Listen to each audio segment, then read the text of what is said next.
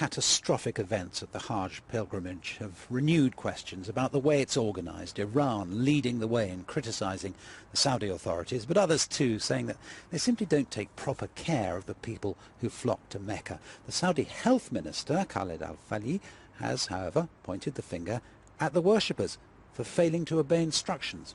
طبعا الحادث كما يعلم الجميع هو حادث تدافع.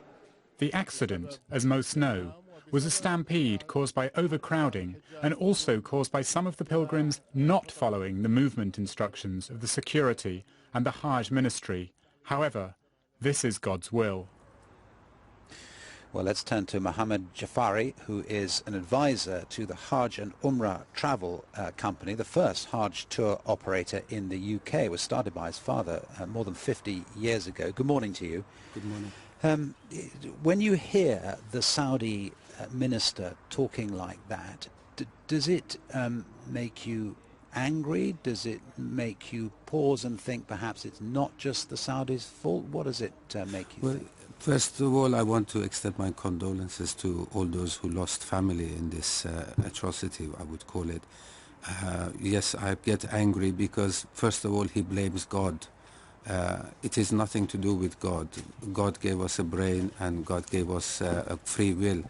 Now, the Saudis and every disaster that has happened, they say it's God's will. It's not God's will. It's man's incompetence.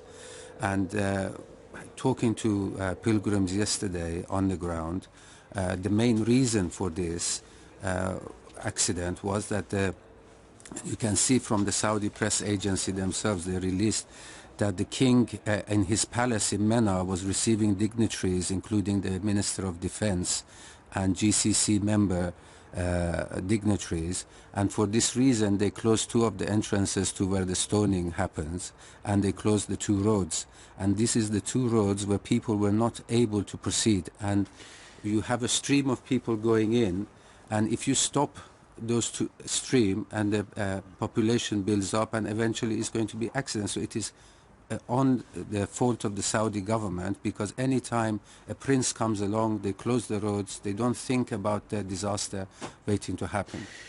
And what you're saying is not just that they're incompetent, you are saying they're incompetent, but more than that, that actually they don't care enough, they don't care at all about the safety of these millions and millions of people. Yes, I mean, I just was talking to a gentleman here in the studio who's from the London Underground.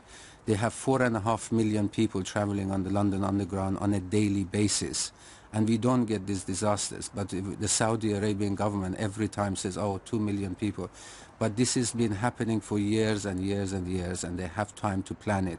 But in this case, and it has to be investigated, is the reason for the accident to happen was because of dignitaries coming. The police came, they closed the roads, and that created two bottlenecks where people were building up, and but they created a stampede. But the Saudis themselves, they make a very racist statement yesterday, which was reported by the BBC from the Saudi-owned Arabia news agency, that the problem was caused by African pilgrims. This is completely wrong. This is not the way to investigate a disaster and to make sure that it doesn't happen again. The Saudis, the problem they have, they employ, if you look at their press releases, all princes, this prince, that prince is all running the place instead of having experts running this operation. Mohammed Jafari, thank you very much for talking.